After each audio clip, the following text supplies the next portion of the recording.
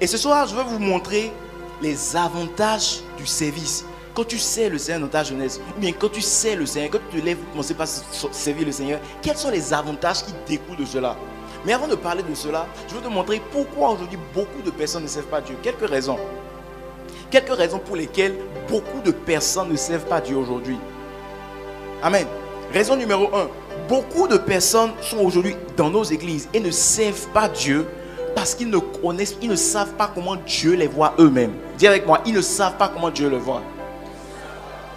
Ils n'ont pas la révélation de leur identité aux yeux de Dieu. Amen. Tu dois savoir que quand Dieu te regarde là, c'est vrai que tu es chrétien, c'est vrai que tu es son enfant. Mais Dieu te voit comme un arbre. Dis avec moi, un arbre. Il a dit dans Jérémie 2, je vous avais planté comme des vignes, je vous avais planté comme de bonnes plantes. Mais pourtant vous êtes devenus sauvages. J'ai cherché de fruits, je n'ai pas trouvé. Il a dit dans Jean 15, je suis quoi? Je suis quoi? Et vous êtes les branches. Le serment là, ça dit branches. C'est-à-dire que quand Dieu regarde des cieux là, oui c'est vrai tu es son enfant, oui c'est vrai tu es chrétien, tu viens à l'église, mais Dieu, au-delà de ça, Dieu te voit comme une branche, Dieu te voit comme un arbre qu'il a planté sur la terre pour faire quoi? Porter du fruit. Et en portant du fruit, tu le sais. Amen. Numéro 1, Dieu te voit comme un arbre, Dieu te voit comme une branche qui doit porter du fruit. Dis à ton voisin, tu es une branche qui doit porter du fruit.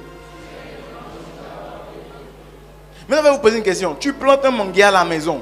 Un jour, il te plaît de planter un arbre à la maison. Tu plantes un manguier à la maison. Et après 3 ans, le manguier ne donne rien. Tu as fait quoi? Hein? J'entends pas. Pardon? Oui, on peut le déraciner. Je ne serai pas content. Regardez, Luc 13, 6 à 9. Jésus va donner une parabole d'un arbre qui a été planté depuis près de 3 ans. Près de 3 ans et il ne produit aucun fruit. Ça fait combien de temps que tu es devenu chrétien? Ah, quelqu'un rit. Hein? Il dit aussi cette parabole. Un homme avait un figuier planté dans sa vigne. Continue. Il vint pour y chercher du fruit et il n'en trouva point. Alors il dit au vigneron, voilà 3 ans. Quelqu'un n'a qu'à dire avec moi 3 ans.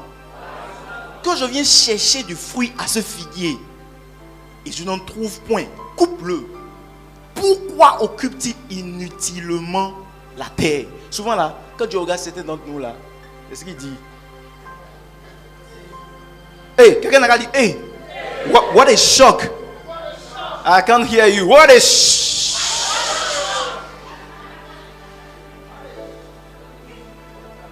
Coupe-le. Pourquoi est-ce qu'il utilise la terre inutilement? Regarde ton voisin et dis, est-ce que tu es sûr là? Est-ce que tu occupes la terre inutilement pour Dieu?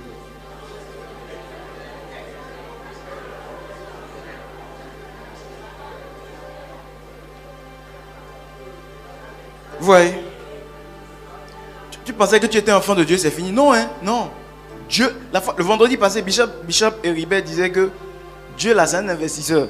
Vous vous rappelez, il a dit ça. Dieu, c'est un investisseur. Tu es un investissement de Dieu sur la terre. Donc ton échec, ton échec fait plus mal à Dieu qu'à toi. Tu comprends ça? Parce qu'il t'a investi sur la terre et il atteint un résultat de toi.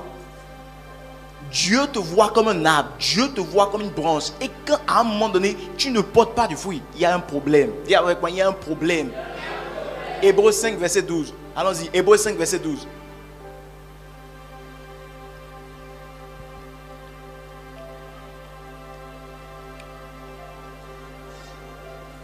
Oui, qui a trouvé? Ah, c'est là. Est-ce qu'on peut... Ok, je vous laisse changer de verset, mais allons-y. Voici en effet, depuis longtemps, vous devriez être des maîtres.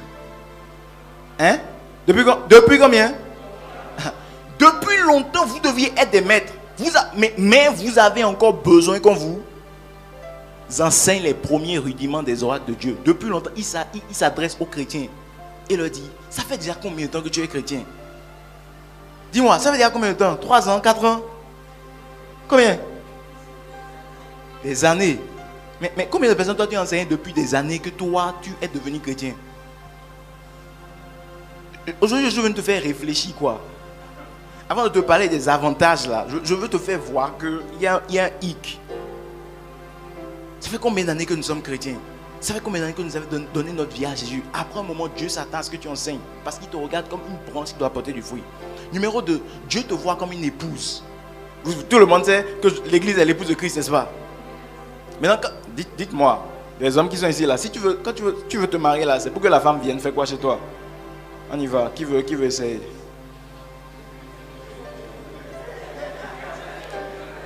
Enfin, mais tout le monde sait, non, faut pas avoir honte.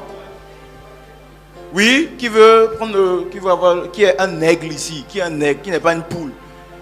Les aigles là, ils se lèvent même quand personne ne se lève. Poule là, il veut attendre que quelqu'un se lève avant de se lever. Qui a la mentalité d'aigle ici? Oui, c'est bien, mon aigle. Vas-y, quand tu épouses quelqu'un, tu as quelle attente? Ou bien généralement, quelle attente on a de la femme? Numéro 1, je veux des enfants, non? C'est pourquoi souvent vous allez voir des couples. Quand après un certain temps dans le mariage, l'enfant ne vient pas là. Les hommes commencent pas à se décourager. Même la femme elle-même commence pas à se décourager. Amen. Et la Bible dit, de la même façon, la Bible dit que nous sommes l'épouse de Christ. Il y en a marre de continuer par dire, je suis l'épouse de Christ, Christ est mon époux. Toi, tu fais quoi en tant qu'épouse? Où sont les enfants que tu as donnés? Oui, c'est parce que vous ne voyez pas comment Dieu nous voit. Dieu nous voit comme son épouse. Son épouse doit faire quelque chose. Mon épouse doit prendre soin de la maison. Moi, mon épouse, elle prend soin de la maison pendant que moi, je fais certaines choses. Elle m'a rendu paresseux. Parce qu'elle travaille tellement que... Moi, je crois qu'elle travaille. Mais quand je suis arrivé avec elle, elle veut tout faire. Donc, moi-même, je suis devenu paresseux. Elle laisse tout faire. Dieu attend que son épouse prenne soin de sa maison. Toi, tu fais quoi dans sa maison? Dieu te voit comme une épouse. Oh. Depuis que tu es devenu chrétienne ou bien chrétien là, où sont les enfants que tu as donnés? Ça veut dire qu'il y a un problème. Il y a un moyen, un problème.